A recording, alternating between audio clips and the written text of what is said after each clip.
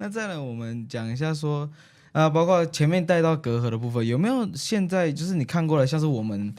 或者是说其他学生在这个就是我们这个阶段，你看不懂我们现在在做的一件事情，或者你看不懂我们为什么在追这个、喜欢这个、执着于做这件事情，怎么样的，就是而且现在是 Z 世代嘛，对，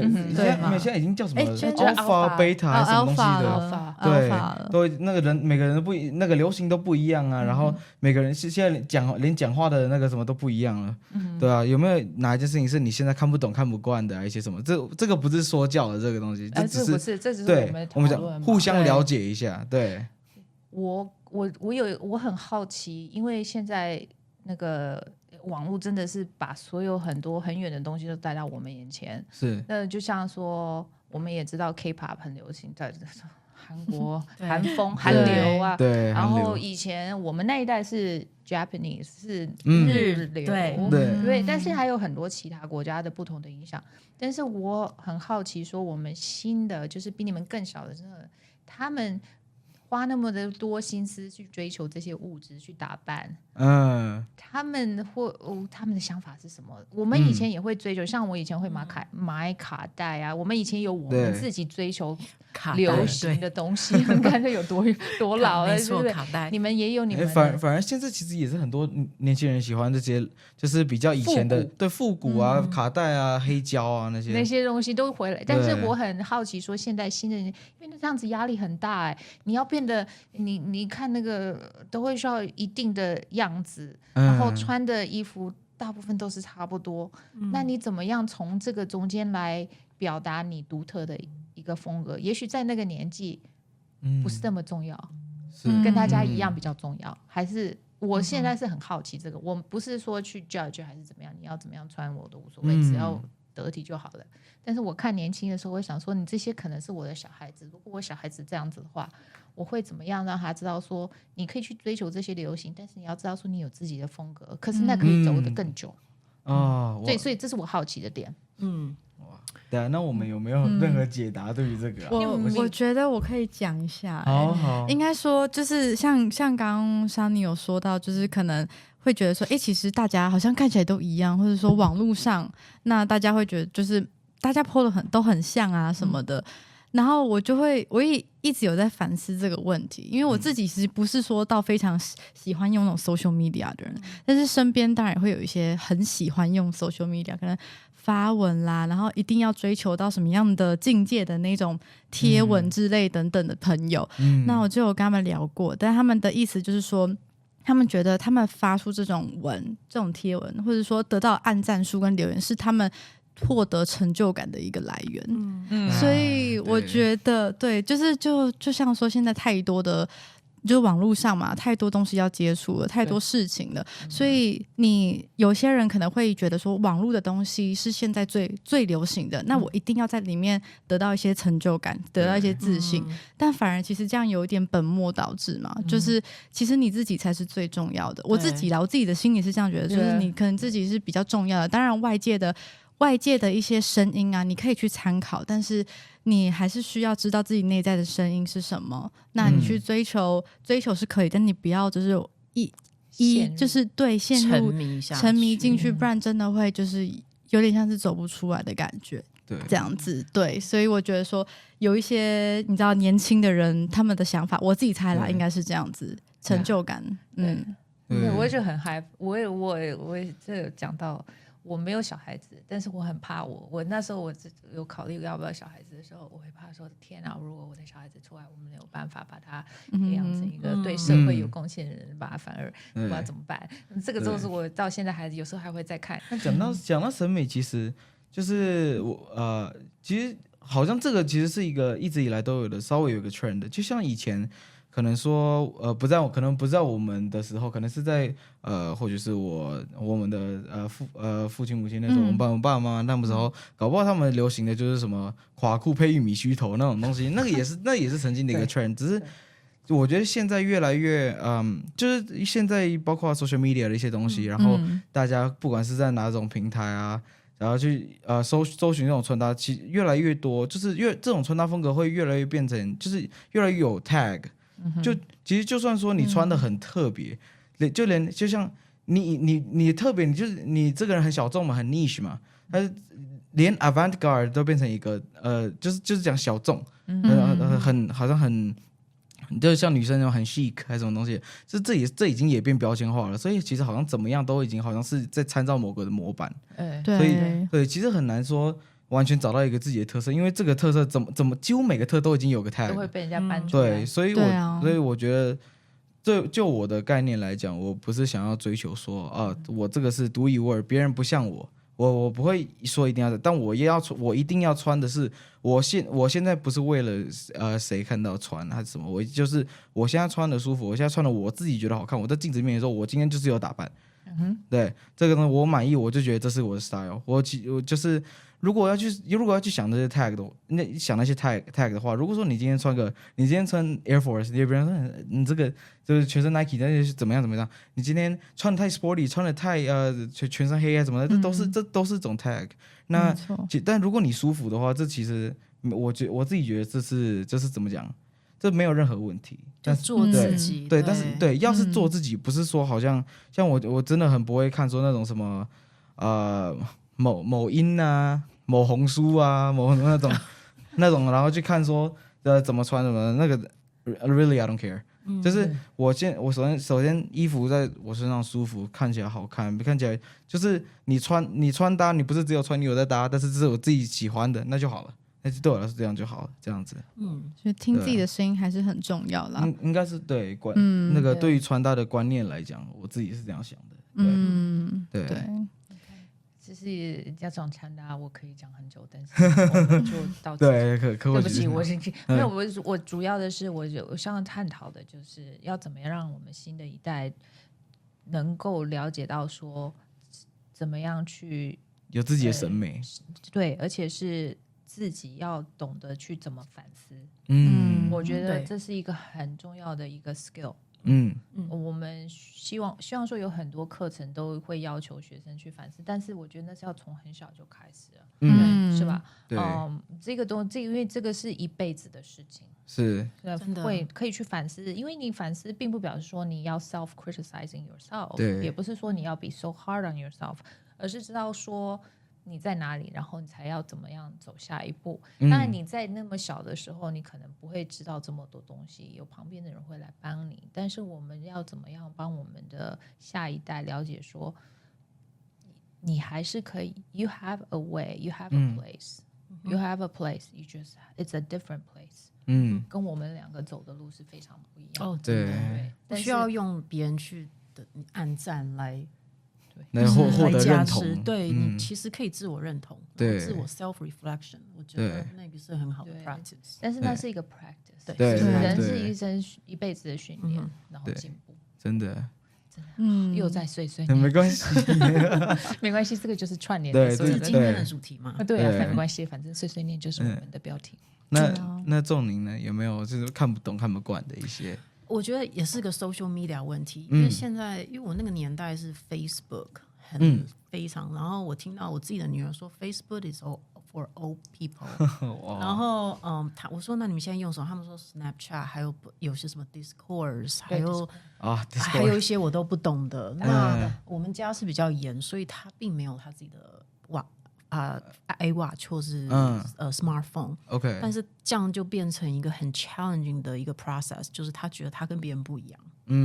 他就是那一种想要跟别人，为什么我的朋友都有这些东西，还有都说明我都没有。我们家甚至连网络都 block Instagram， 就是因为他在学校他是 spend a lot， 就是花太多时间在 social networking， 然后我觉得他也是变成一个 product， 就是或者是现在年轻人，就是他们非常在乎别人怎么样看他们，那别人按赞就是他们觉得那个就是肯定，但是他们失去了把眼睛张开然后往外看的那个 opportunity。我觉得那个是目前现在的就是我小朋友这个年代会遇到的事情。那我当然是鼓励，所以我个人是很反 social media 的。当然我知道工作上我们是需要这些东西，因为我觉得我已经在工作每天8个 8+ hours 给这个地方。我觉得回家我希望把时间给家人，或是跟我的小朋友相处。那我觉得这些相处都是需要 interaction， 而不是有时候我可以看到有人一家人就是大家坐在客厅里，大家都在看他们的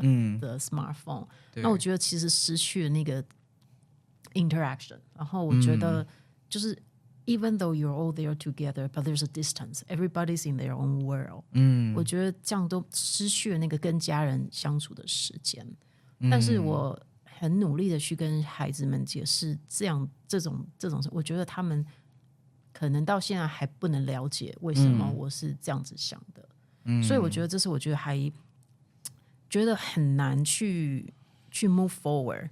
对，所以如果你们有好建议，可以也跟我说这样子。其实我觉得就是在我现在看来，就是我就是刚刚听完仲林讲了，我觉得我还蛮感动的。就是我觉得我相信说你的小孩到了大概可能说我这个年纪好了，或是在更年轻，或是在更我不知道，就是大概这个 around 这个年纪的话，我会很感谢你这样做。因为我会觉得说，他们现在很恨我就是没有，但是觉得我很多 rule，对，好，你继续讲。但是那个就是时间嘛，因为其实我们家也是比较严格的家庭，然后就是可能也会有点 block， 就是我没有手机啊，或者说我可能几点要睡觉啊，我没有网络之类等等的，对。但其实我现在回头看，我觉得我很感谢他们这样做，因为他们就是把很多的时间，就是让我可能自己去休息，或者说跟家人互动什么的。那也是因为这样子，所以我现在我们的家就是很和谐，就是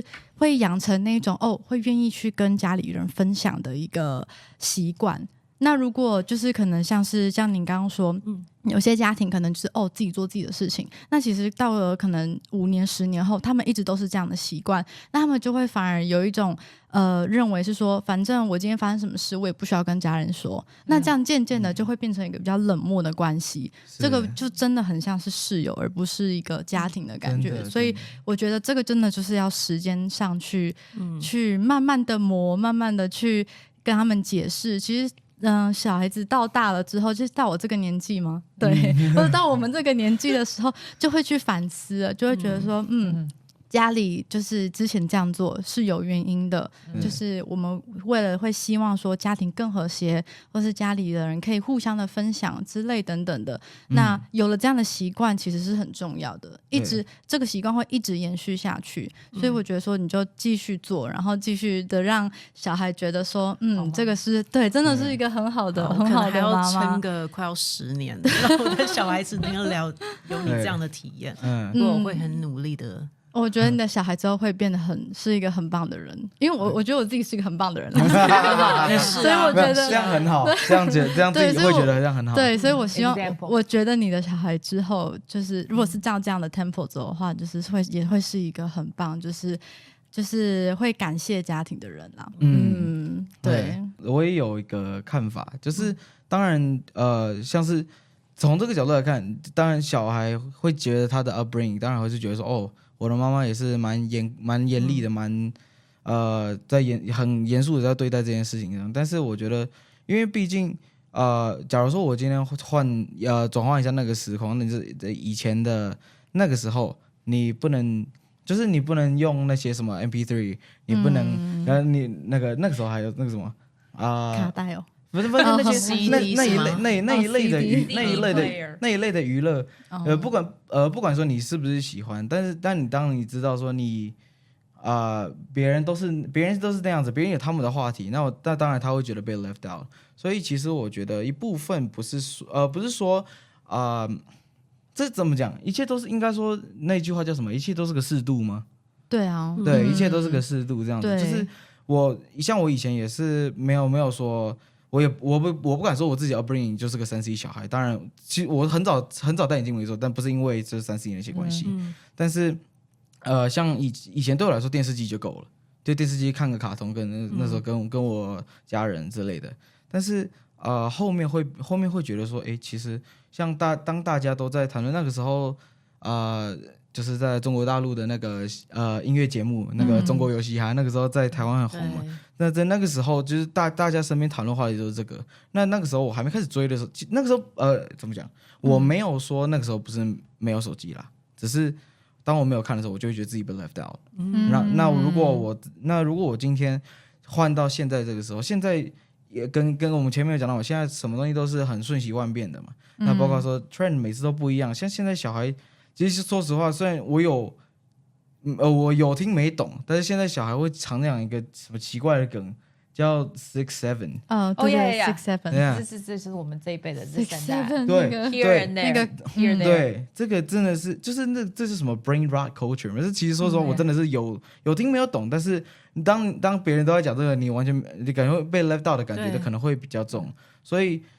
一样回到就一切都是适度吧，我自己觉得。然后再包括说现在。包括AI， 那都是手机上那种指尖触及的东西。如果像它现在没有智慧型科技的那种像是手机啊、iPad 啊，那它会不会说在它的upbringing 越来越变成说强调 AI literacy 的时候，它对科技还是都会稍微有点陌生。所以这会担心这件事情。像是我们现在这跟 ASU 的那个开始变换课程的一些架构的也很像嘛。那像因为现在连公司都在用 AI 的情况下，你 ASU 会 integrate 很多 AI 的东西进去课程。对，那一样的是说，我觉得这跟育儿其实也很像，就是你会希望说他未来在他的领域里面有解说方式。那其实说实话，我感觉各个领域都避不开 AI 啊，还有一些科技的东西。所以我觉得就是我觉得你会需要知道他需要知道什么。对，那如果在这个情况下，我觉得就是适度给。那像我爸，像我爸爸，这是我自己的家里的故事吧。就是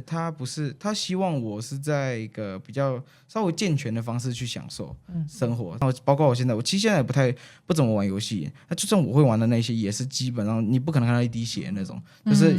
所以我怎么讲？我觉得这在我的理念上，我觉得是个更好的。但是当然每个人的天平都不一样嘛，你的天平跟你的小孩的天平可能也都不一样，每个人注重都不一样，所以我觉得是可能不应该是完全是说我觉得这样不好，所以就like 100% ban。对，我觉得就是相互指导一下，对，相互指导一下说，其实我没有这个东西，我失去了什么，但我有的话，其实我可以用这个方式，我可以去控制自律这样子。对，然后小孩的自律跟家里的管教，那当然也是个平衡。但是我觉得一切都不能是就是完全零啦。我觉得对，所以我觉得我觉得还是适度。对，我觉得小孩就是慢慢长大，他们会就是可能有自己的思考的能力。对，那有思考能力的时候，就可以跟他们用沟通聊的方式，而不是可能就是用骂的啊，或者是用指责的。对，这样子会比较好。就是你发现他们已经思考慢慢变成熟的时候，那你就可以适度的给他，就像Chris 讲的，就适度的给他们一些他们觉得应该要有的东西。那为什么？就是我觉得问他们为什么是一个很重要的一个问题，这样子。对，那你觉得 OK 了，他们也达到共识，那我觉得就是可以给了这样子。就慢慢来这样。他们这两个很会讲，给我们很多而且他们以后是很好的爸爸妈妈。谢谢。希望吧。将来当他们的小孩会很幸运，会来投胎就会知道是很好的爸爸妈妈。我如果帮他写推荐函，我上去写推荐函，我就是推荐他。哇哦，这样很神圣。谢谢。那撇掉说看不惯的事情以外，有没有东西是觉得说，其实Gen Z 或者 Gen Alpha 这一个新的世代是做的，其实是蛮欣赏的，是觉得说其实我们其实做这样子的变化是很好的，是很与时俱进之类的。有没有这类型的这种发现吗？想法对。我来尝试回答这个问题。我不是觉得我的回答不是因为他是 Gen Z 或者 Gen Alpha 是怎么样，我一直都很羡慕，而且我一直提醒我自己，我每次看到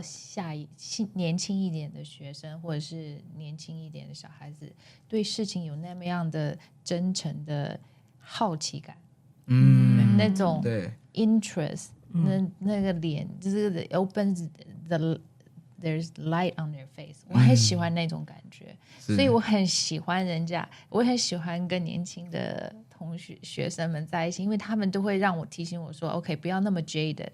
因为我们常常容易陷入一个说啊，我已经走过做过了，那个我已经经历过了，不用了，就这个不能怎样，那个不能这样。但是我发现在他们的想法里面，这是新的。那如果我可以以那个角度来看东西的话，也许我自己在解决工作上的问题或 live my own life， 我可以不会那么样的局限在 what doesn't work。而是能够想说还有什么新的东西我还没有经历过，我可以去发掘那些新的东西。对我来讲，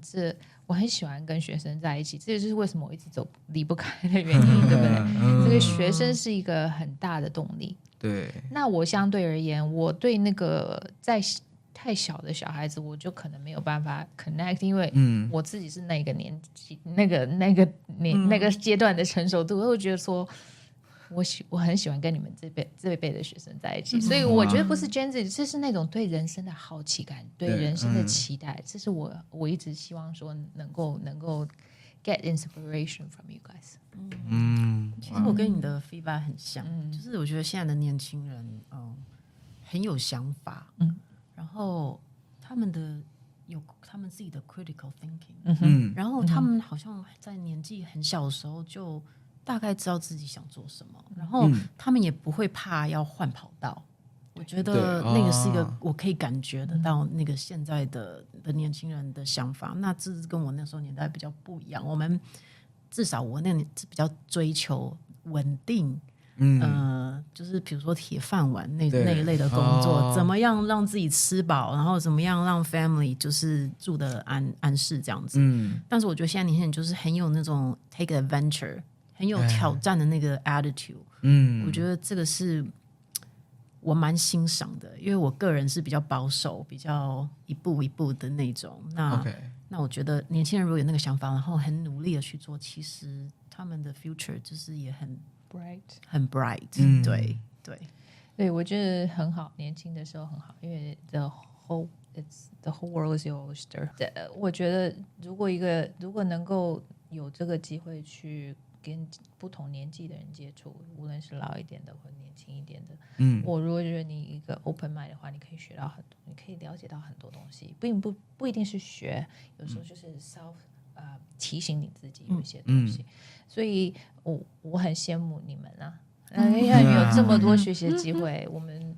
当然我们以前上一辈的人看我们也会觉得说我们很幸运，对，所以我希望说这个 continue， 这是 part of life。对，蛮不错的，至少我们不会，我觉得是真的，我一直回来觉得说我是很幸运的，因为有这个机会，无论是谁碰到谁，你们也好，我身边的人有这工作的机会，然后又有这个空间去考虑说我要怎么样变得一个比较好一点的人，我觉得是一个 luxury，因为有很多人跟连那个机会都没有。对，这可能又在碎碎念，没有，这又回到知足的部分，对，知足的部分真的，对啊，也有一部分是，就是世界的知识就随手掌握嘛，所以就是说，当你其实想要什么东西的时候，做一点 research， 其实大概有相对概念之后，你就会觉得说，其实自己年纪算下来，其实我还有蛮充裕的时间可以去闯，那我的那个 nothing to lose 的感觉。对，我觉得这个越来越赶的精神，可能就算我们可能就算我们现在可能 act like this， 可能到我们现在可能将来可能如果40-50岁，然后看下一代，他可能会觉得说，哇，他们怎么这么勇，怎么这么敢冲的，怎么对？但是可能就是这样吧，就是因为时代就是一直在进步，然后智慧就是你掌握的智慧的量也是越来越大。那当然就是说，其实一切都好像不是说那么遥远，但就是要赶才会做。那就是跟那种勇气，对，就是会赶草的人有糖吃嘛。就是你敢闯，你才有那个，不管是资历，不管你是为了资历，还是为了说你的薪水还是什么的，就是我觉得现在真的是反而说不敢应该算是个劣势，所以现在都在逼自己说要去赶啊，要去冲啊。这是一个练习，对我很羡慕，我真的用这2个字羡慕你们，学东西也学得很快真的，他们学东西学得非常快，想事情动作头脑很快。我听起来像80岁的老人，在忆当年的感觉吗？对，连学语言这个，我最近在学韩文，好难。我以前学语言学得很快的，可是偏偏就是不知道这个讲到老，这个是有差别，所以我很羡慕，我真的很羡慕你们有这么好这个机会，所以好好珍惜。对，再碎碎念。没有不过我有一个，就是我自己个人很好奇的一个点啊，就是我觉得刚刚讲的就是我就非常认同，就是可能现在这个时代，因为就是可能瞬息万变嘛，接受的东西很多嘛，所以我们相对来说可能就是真的就是敢冲就是敢做啊之类等等。但我同时有想到另外一个问题是想要问你们的，就是关于说，就是现在不是很多已经可能 Gen Z 已经开始进入到职场了，对，那进入到职场，可能因为他们的敢冲敢撞，然后勇于的，你知道，可能提供意见，对，或是可能想做什么就做什么。那就是在你们这看来说，你觉得这样子的一个情况，你们会想要怎么去应对，或者说你觉得有什么样子的一个建议想法？对，比较委婉一点。我讲这个，好，你讲。因为我觉得，我刚好办公室里有一个 Gen Z， 我最近常常在想，已经有好几个了。那我是很鼓励他们说，我希望说他们能够提供意见，因为我们人老了，有的时候想东西没想那么快，可是你们想得很快，所以我很希望说能够透过你们思考的速度来帮我们大家把事情做得更好。但是我知道说他有的时候也许他没有做足够的 research，也许他没有去进一步了解一些 background，这些东西是我们需要提醒他的。以我的角度来讲，如果你肯听的话，我会继续的就是告诉你说为什么我们做事情，你想的想法是很好，但是我们可不可以考虑其他的东西，然后我们再想出一个 compromise， 或者是然后我们再回来把你提出的意见做得更好。因为我觉得我既然要把他请到我的团队来，我希望的是他能够让我们大家都变得更好，我就必须要听他有什么意见。但是我相对的，这是一个互动的一个 it's a mutual relationship， 但是我也希望说你可以静下心来听听为什么我们有需要考量的地方，而你没有考量到。你如果考量到了，但是结果还是不一样，这是可以值得讨论的地方。但是也有时候我必须要 put down my foot and say no， this is how we're going to go， 因为我毕竟还是有多一点经验，我不希望说你因为没有考虑到其他东西，或者是冲动的做了哪些决定，而让你有一个不好的experience，这是我的启发点。所以我觉得是需要，我自己也需要 reflect。有的时候我如果出去走路或者是做瑜伽，有的时候我整个头脑就是想说我要怎么样去跟我的同事说这件事情，所以他不会觉得他不会觉得有挫折感，而是了解说我们的出发点。这是我本身需要花很多时间，这对我来讲是一个学习。有的时候我真的是希望说就是很简单，卷子就是你可不可以就是做一些人家以前都知道的事情。后来我想一想，也许吧，但是呢，事情就是这样，那就 head on to solve it。所以不是每个 Gen Z 都一样的，对，不是每一个年轻的学生，他都不会，他不是那么好的。我觉得我知道网络上有很多 complaints，我也有碰过一些，那时候那种情况就是没有办法，你如果讲一次讲两次你还没改好，我的脾气就上来了。我一次通常是一次我看你啦，你一次两次，第三次我还要再重复的时候，对不起哈，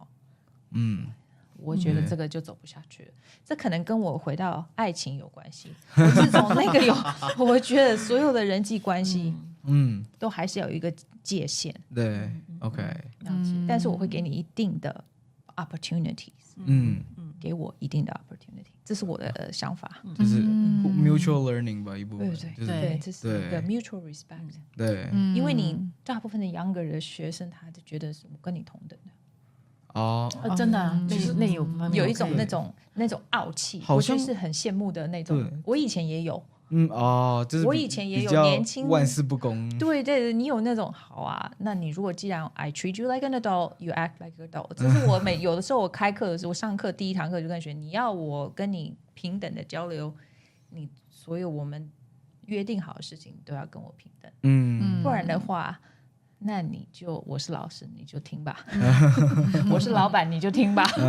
这是我的想法，也许有的人不同意，但是这是我的起发点。我是觉得这个年代 Gen Z 他们非常有自信，至少我遇到的。那我觉得自信其实是一件很好的事情，因为我个人我是要 I need to build my confidence, I need to do something to get there。但是我觉得这个年代的人的 Gen Z 他们大部分我遇到都非常有自信。那我有一个 challenging 就是比如说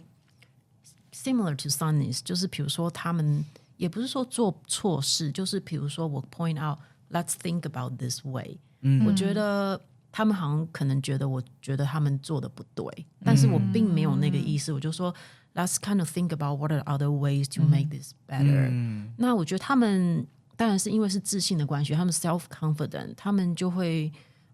给我的感觉啦，就是他们会给我一些原因说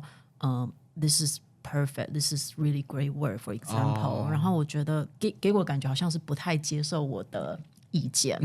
那有时候我当然不会说什么就第3次就是比较冲，我会慢慢讲，但是我也有我的 limit。就比如说我有上头的压力，就是希望看到一些成果。那这个时候我可能就要以 boss 的角度来去讲说this needs to happen this way。So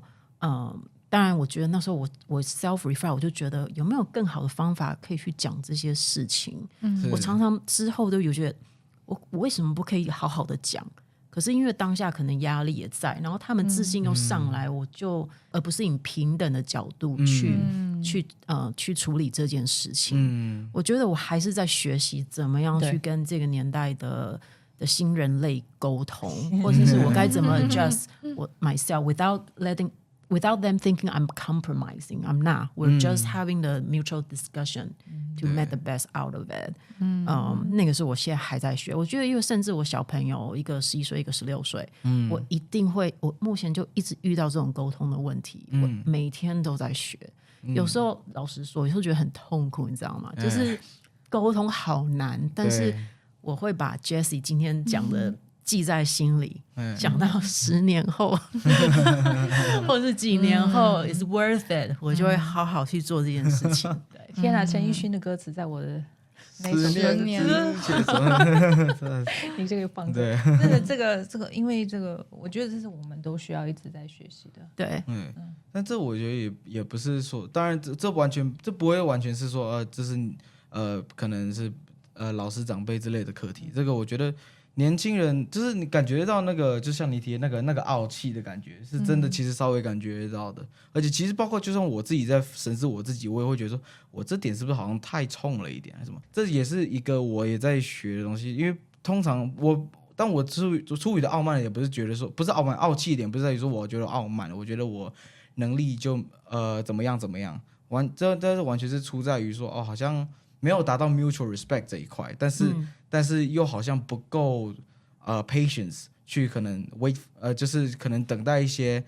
沟通，等待出沟通，这个东西其实是我觉得我在 lacking 的。就是如果真的是对方有错，假设这件事情对方有错，我需要给他机会，让他知道我觉得他哪里错。那反过来，他也需要知道我在症结哪一个点。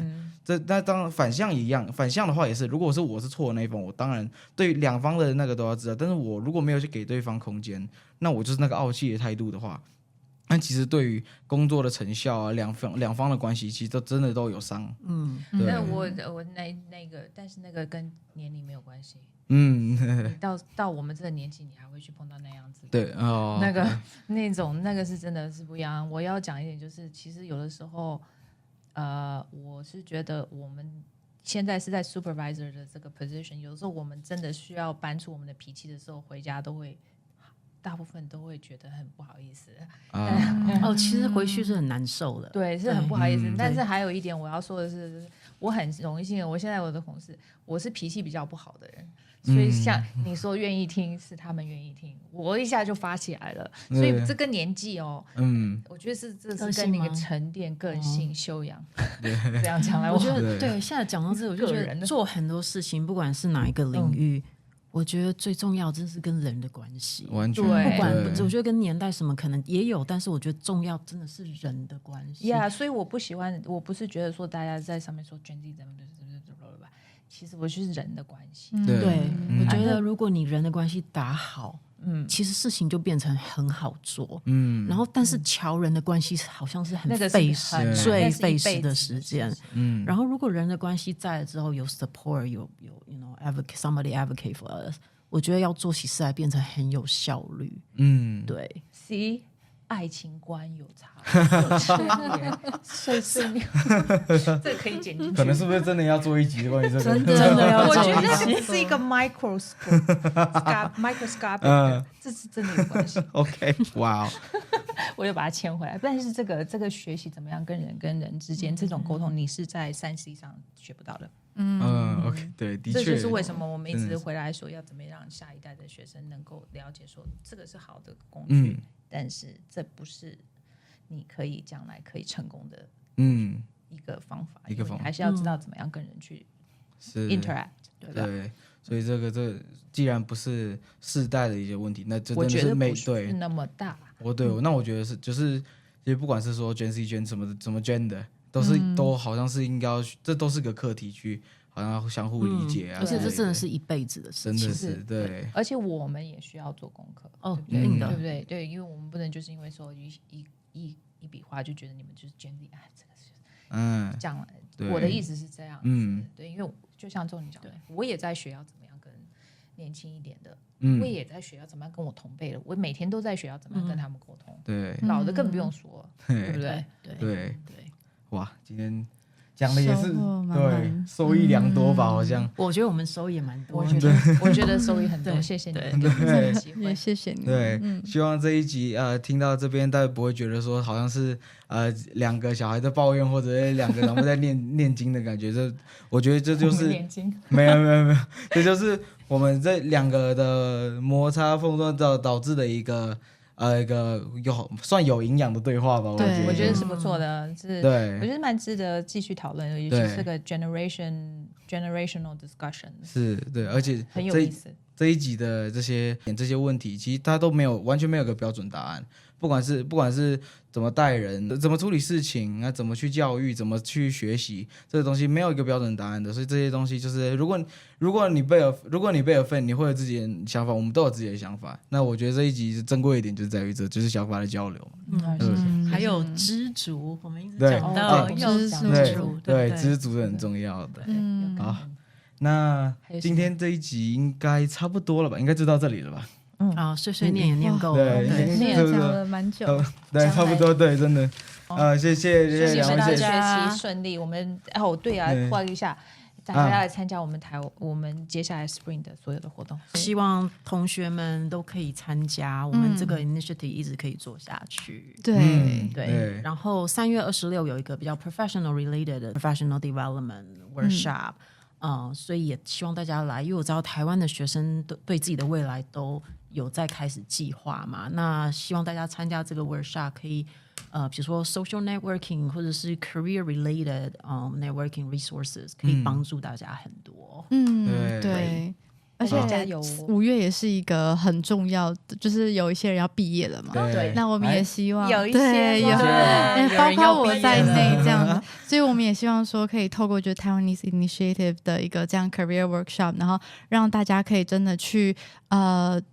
为了未来去做更好的准备，对，然后真的有去跟就是 recruiter 啊聊过啊，还有 social networking 这样子，所以也期待可以看到大家3月底的时候，我们之后也会寄这个email 的 invitation， 对对对，没错，那希望大家都来我们的活动。那今天我们第3集的台湾风尘就到这边，谢谢大家，谢谢 Sunny， 谢谢钟，谢谢，拜拜，谢谢2位主持人，拜拜，下一集见。耶。